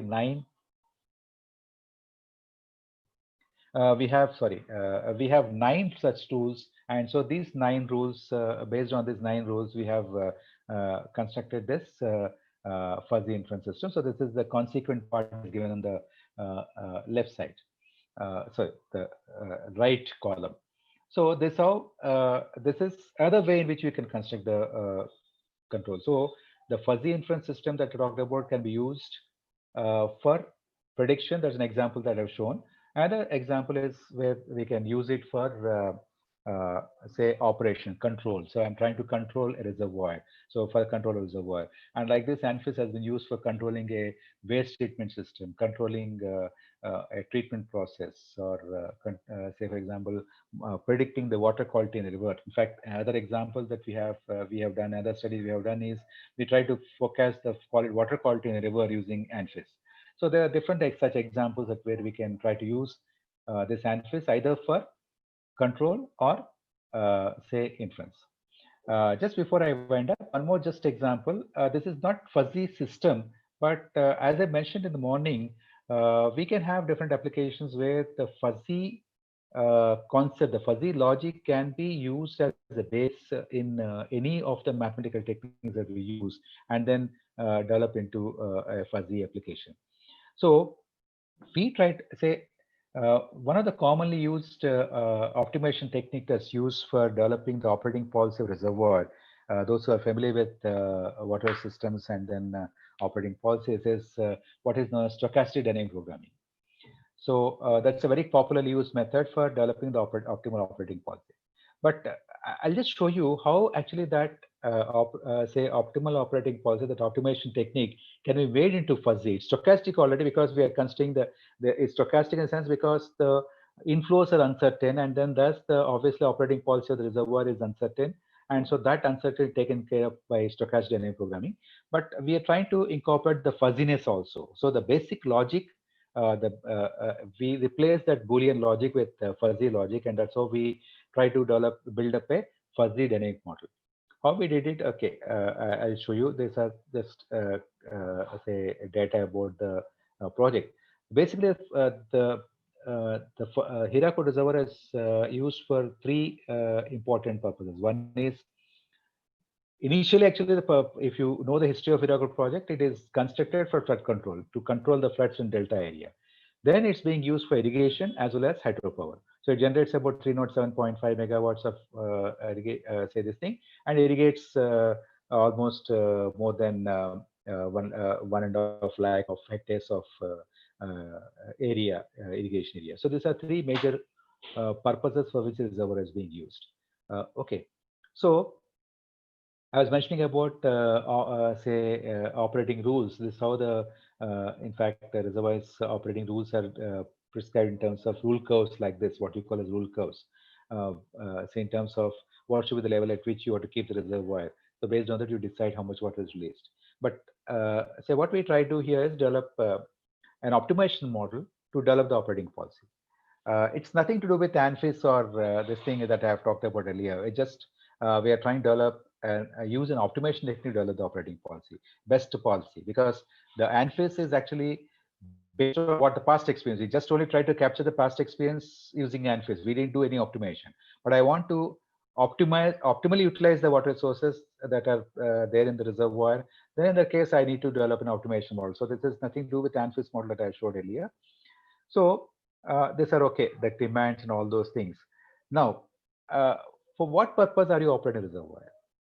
There are basically three objectives that we consider. One is flood control. So how do you manage, how do you achieve the flood control?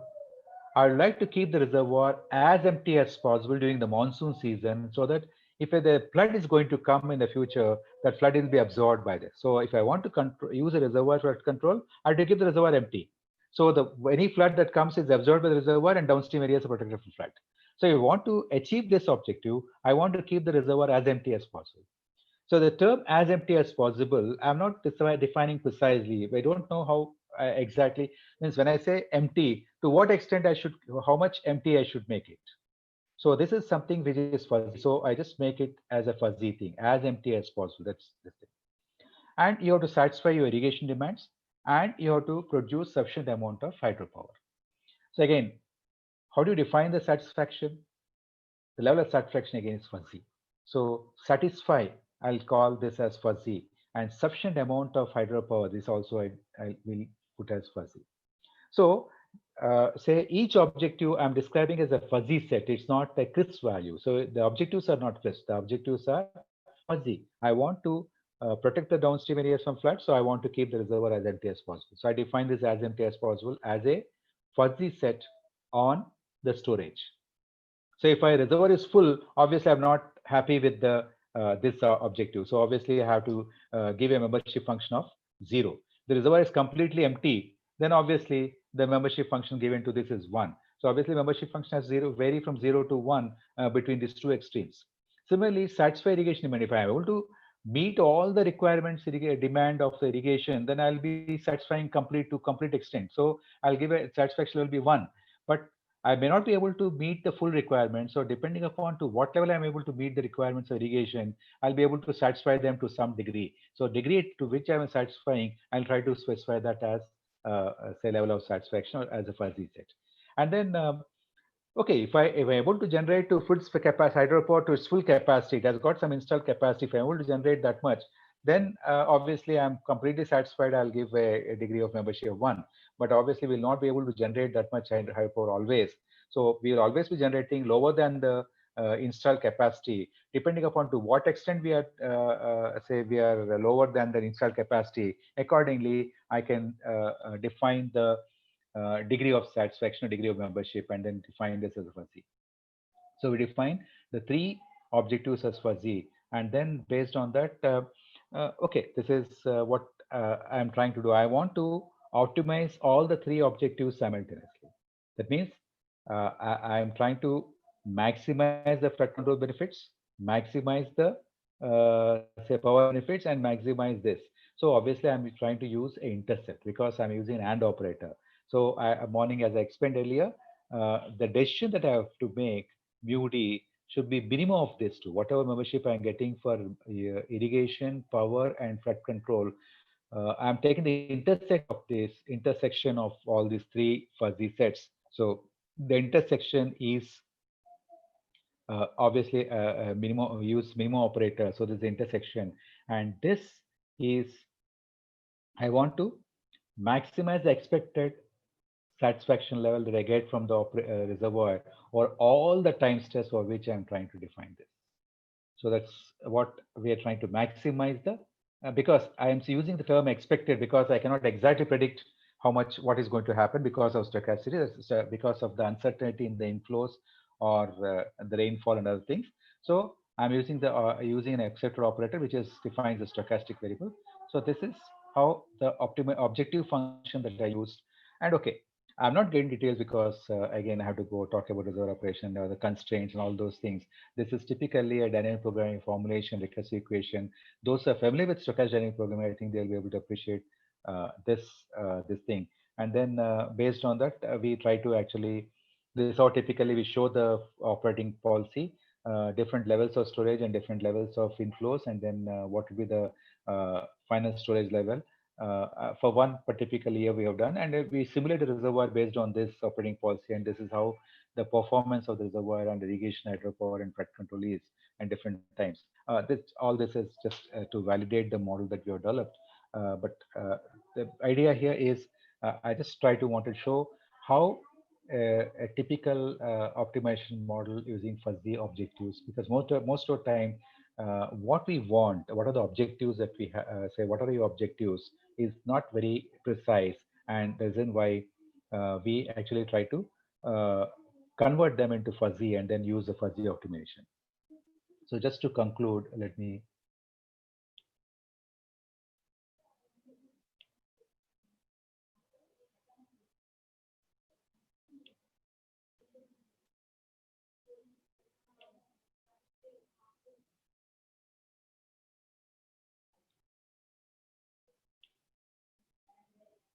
Okay, in summary, I just want to conclude with this following just simple statements.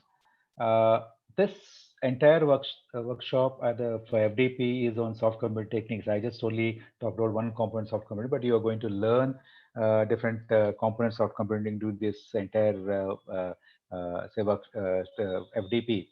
So these are basically related. I'll say they are not new because we have been using them for more than 2 decades, but relatively they are new because we are not uh, fully utilized the potential of these tools.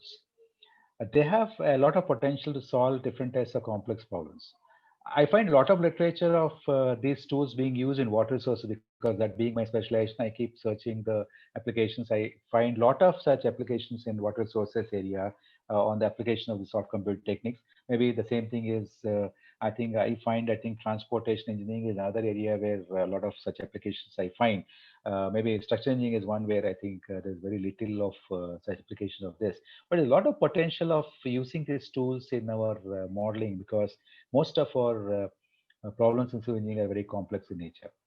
But unfortunately, what's happening is we are going into a kind of a track someone has done this, so I'll try to do this, replicate this. I would just want to use these models, and we are trying to use this model just for sake of using this model. But I think we need to think widely, and then try to exploit the combination of the full potential of these models. And that is, I think, because I hope a lot of youngsters participating in this FDP, either young teachers, faculty who may be doing the research or who may be guiding research, or maybe a lot of researchers. I think all of you need to think of where and how these tools can be used in to supplement the conventional mathematics. I'm not saying this tools will be replacing conventional mathematical models. Conventional mathematical models have to stay, and then we have to supplement. There are certain problems where we can add, like I just showed an example which we did some 15 years back, that fuzzy dynamic programming. The dynamic programming is what is being used, conventional mathematical model. We try to add a soft component fuzzy part into it to improve the way the problem can be solved. So this, I think, this is what you all have to think and see where you can make use of these techniques in your own specializations. With this, I conclude my talk. I hope all this lecture would have been useful. I'll send my lecture material to the organizers. I think it will be distributed to you. Hope it's useful, and then I thank the organizers for giving me this chance. But I can answer a few questions if there are any questions from your side. Thank you. Yes, sir. It was a very excellent session from morning and evenings, afternoon. It was actually, sir, we learned a lot of things from the scratch. You have given excellent presentation from the scratch Thank you. to the various examples that with case studies. So I Thank you. request the participants, yeah, to post your questions if at all you have. Sir, there are questions in the chat box. What is the difference between prediction and forecast, and which is related fuzzy systems? Okay. Yeah. Say prediction and forecast. In fact, people try to use it very in a synonymous way, like try to pick. But there's a narrow line separating forecast and prediction. Um, Say forecast is usually when we try to use on a real-time basis, to find what happens, what's going to happen in future. But prediction is something based on the your say forecast is actually, say, for example, flood forecasting. I say flood forecasting, I'm trying to forecast what the flood that is likely to happen, and that is on a real-time basis. But when I say prediction, prediction is usually useful in design problems where you are trying to, okay, this is a situation that's expected to occur, and then how to take care of this system. So, example, I want to design a culvert. So, I will design the culvert for a flood that's likely to occur. So, what kind of flood, for what kind of flood I have to design the culvert? Say that flood I'm trying to predict. I'm not forecasting that this flood will occur so and so time. I'm only predicting that this is likely to flood with and is likely to occur with this probability, and for that I'm going to design. So that kind of problems are called prediction problems, whereas forecast is where I'm trying to say that at this time this will occur.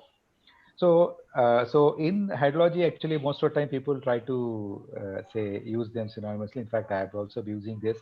What we did, the example that I showed is a forecast model, not a prediction model. It's a forecast model.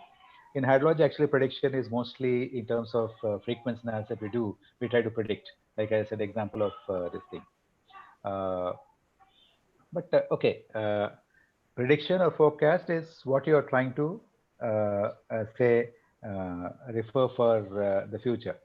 And as such, as far as fuzzy inference systems are concerned, it can be used for both. But mostly it's basically used for forecast, more of forecast kind of problems. Okay, sir.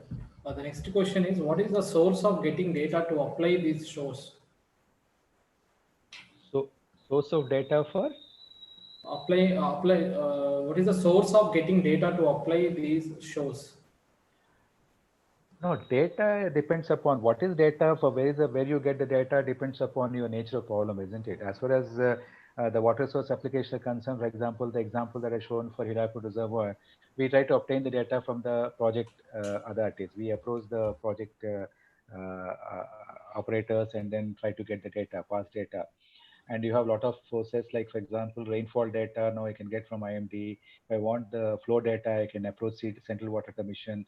So there say what are the source of data depends upon your nature of problem that you are looking at, and then try to find out who are the people who are actually monitoring data.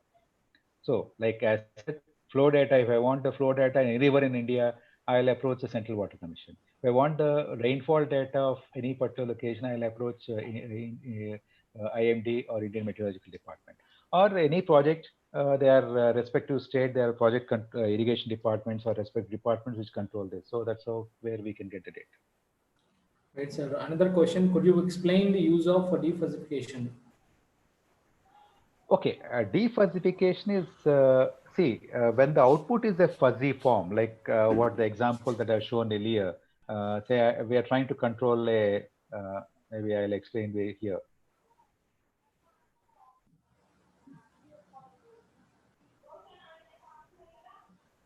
Okay, now this shaded picture is what I get as an output.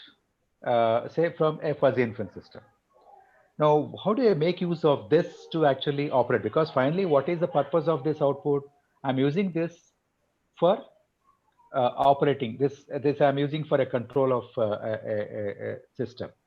So I have to use this output to control system. Now this is something fuzzy. I cannot directly make use of this because finally the control, when I say I want to control it, I have to decide, say example, to by what extent I have to say decrease the knob or increase the knob. So rotate the knob if I'm trying to operate a knob or something like that, or to what extent I have to open the gates if I'm releasing water from the reservoir. So this thing should be finely crisp. So when I get output in the form of fuzzy form, defuzzification is where this entire thing I'm trying to represent by single value. This is the output that I got. This entire output I'm trying to put it in the type of a single value. Like centroid is represents the, for example, we use mean. For example, I have a large data. What is mean here? Mean is a representative value to represent the data. So in a similar way, the defuzzified value is a representative of this entire fuzzy set. So what is that you're going to use to represent this fuzzy is they are different for defuzify. Like for example, to represent a variable varies over long. Say for example, I may use mean, median, or mode. These are three different ways in which I can try to represent a single value of data. So mean has certain meaning, mode has certain meaning, median has certain meaning. Similar similar way, defuzzification is like where you are trying to express this entire fuzzy set in terms of one single value. So what value you have to use? We have different ways in which you can represent It's another question: how to fix the forecasting period of the model? it. That again is application specific. Say, okay, the example that I showed, we are trying to forecast for 10-day period. Because why 10-day period? Because the reservoir operation is done on 10 daily basis. So we take decisions every 10 days. So I want to forecast for next 10 days so that I can take decision about next 10 days.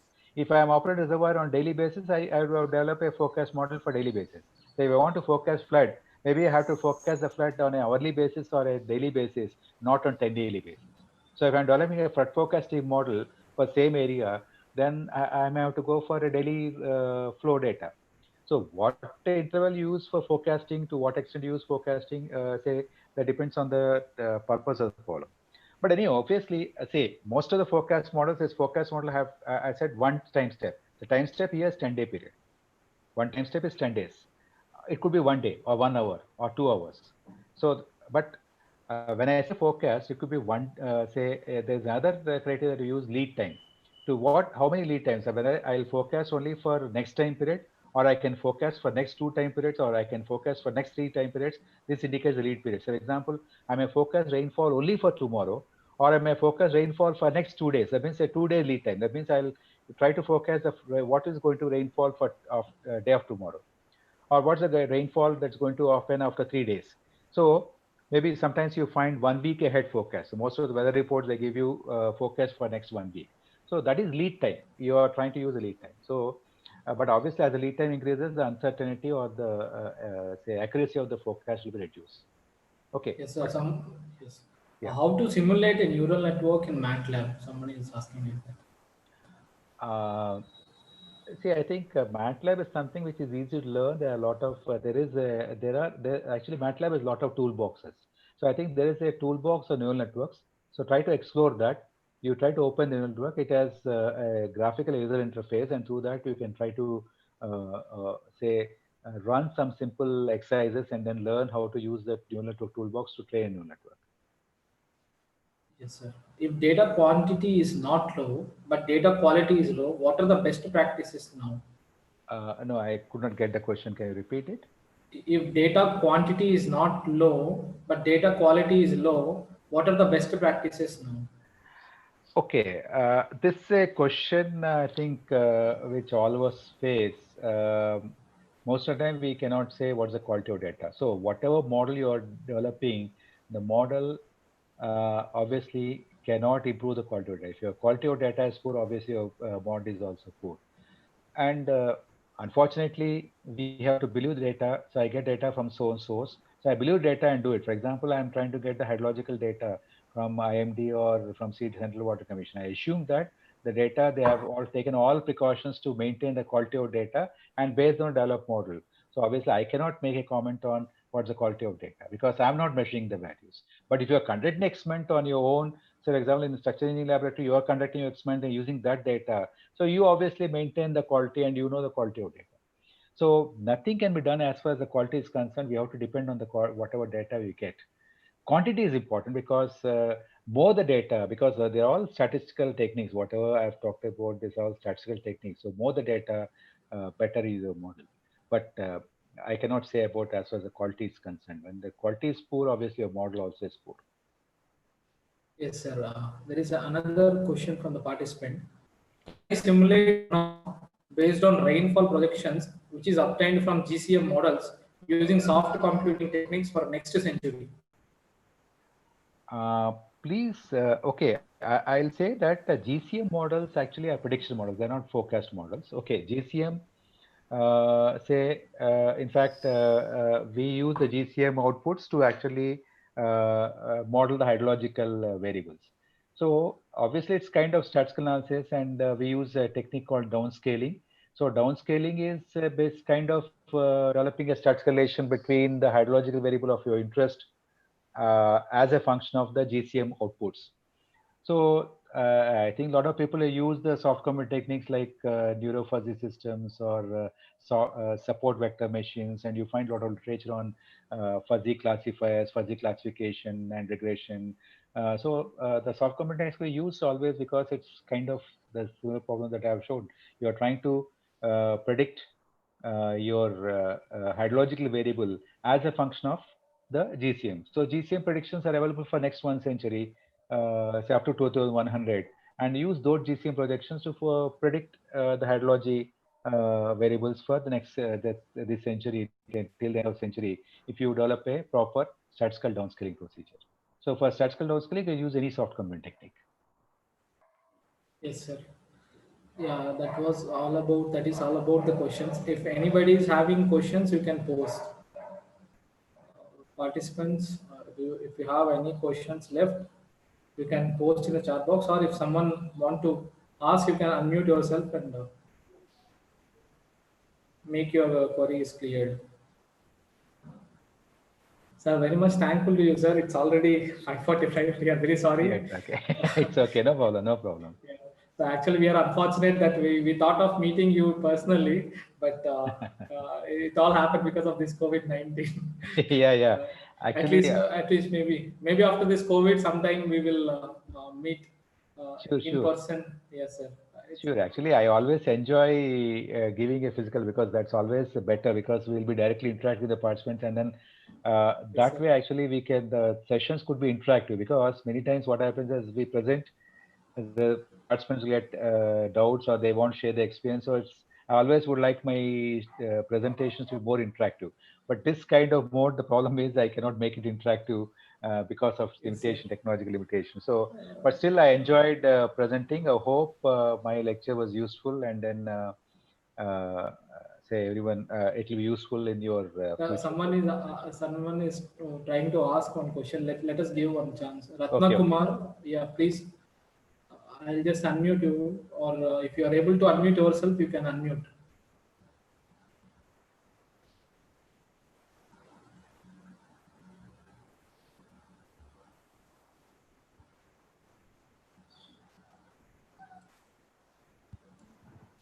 Yeah, now you can talk.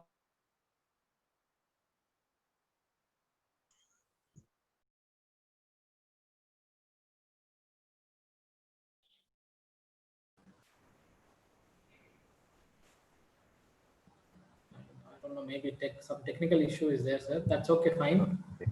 Yes, you can talk now, Ratna Kumar. Yes, sir. My doubt was, can I simulate a runoff based on rainfall projections obtained from GCM models using soft computing techniques? From That is GCM, already addressed. no. That's what not, he understood wrongly, sir. From the Okay. GCM models, I got the precipitation. Now I want to have a relation between runoff and rainfall for the next century, because Yeah, now I have the predicted values of rainfall for the next century.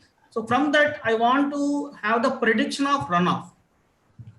No, even such kind of studies also have been made. So means what you mean to say here is, see, when I say downscaling, downscaling is I'm trying to downscale from GCM to one of the hydrology variables. Usual Yes, sir. practice is, the better practice that people suggest is you first downscale the GCM data to the local precipitation and then Yes, use the sir. hydrology model to forecast rainfall. But there are studies where directly, instead of overcoming this hydrology model, you directly, because there are two things here. One is you have maybe some model for downscaling from GCM to precipitation, Correct, means sir. precipitation hydrology scale, and then Correct, hydrology sir. model. So some people argue that why to have two uncertain, because hydrology model itself are uncertain. So why Correct, don't sir. you directly downscale? So some studies have taken place like that also. No, sir. No. I will be downscaling precipitation only. From precipitation, I would like to get the runoff. I don't like to get the runoff directly from GCM parameters. Okay, you Uh, see, instead of hydrology model, okay, you are developing a yes. short-term model between Yes, rainfall sir. now model. A rainfall now Yes, sir. model Yes, is sir. okay. Yeah, that you can do always. There are a lot of Okay. rainfall now models based on soft compute techniques. For the next century. No, At a see, time. no, Okay. whether it's century or not, see, you have, say, your Mm-hmm. problem now becomes You have rainfall for next, say 50 Century. years. Yes, sir. Predicted values for rainfall for next century or something like that. Yes, sir. And Yes, sir. so, say based on the past data that you have, you have developed the model based on the past Yes. data. Yes, sir. Based on Yes, past data, develop a regression model between rainfall, or what I mean by regression model is, okay, use soft soft computing, develop computing. a model between relation between runoff and rainfall. So use that in order to do this. So means Okay. your soft computing model is replacing the hydrologic model. Yes, sir. Yes, sir. Instead of Can it be hydrologic model, done? you're using a soft computing. That kind of studies also, if you look at literature, search literature, you find that kind of studies also been done earlier. Okay, sir. Okay. Thank you. Okay. Thank you, sir. So one last question is for back propagation is to validate the data. Somebody is asking about is back propagation to validate the No, data. back propagation is to learn the data. Back propagation is to actually learn the model. So you're learning through back propagation. Back propagation is similar to your regression equation, the least square method. You're trying to minimize, you're trying to find the A and B in a y is equal to x plus b using least square. So in the case of neural network or fuzzy neural, you have the parameters of the network. So parameters of the network, you are learning through back propagation, where back propagation is a learning algorithm where you are trying to train the network or find the parameters of the model. So it is not, what was the question? I just, uh, uh, it is uh, not for testing. Right, sir. Another question: are there any promising approaches for deep learning for classifications based on very small data sets? Any? Are there any promising approaches for deep learning for classifications based on very small data sets? Okay, see, the problem with this, all the learning techniques, whether it's deep learning or neural networks, all these things is they're all data sensitive. That means data intensive, in the sense that you need large data. Um, but okay, see, we always can try, say this experiment, because it's not difficult. They're all computational, these things. You have resources. If you have resources and you have data, you always can explore and see whether with small data you are able to achieve better results or not. So I cannot say that whether it will be able, we will be able to achieve or not, because it can be vary from say from one case to another case, and how much data is enough again is fuzzy. If you want to use the term saying fuzzy, so you need large data. Large, the term large is say fuzzy. So how much is large? How much is small? This is all fuzzy. So unless you experiment with it, you cannot really say whether the data is sufficient or not. All right, sir. This is all for today. Very thankful to you for patience, reply to all the queries that our Okay. participants had asked. And also, our college is always thanking you and blessing you for accepting our invitation for Thank you. this. Thank you. Thank you very much. AICTE sponsored HTTP, sir. Once Thank again, you. thank you and wish you very good health and safe. Thank you. Thank you. Yes. Thank you, everyone. And the STDP is successful, and everyone, you have either 2 days or 3 days time? So 4 more days are there, sir. Total 3 more 6 days. days. Okay. Yeah. Okay. So wish you all the best. Thank you, Wish sir. everyone, thank everyone. Thank you. Thank you, sir. Thank you.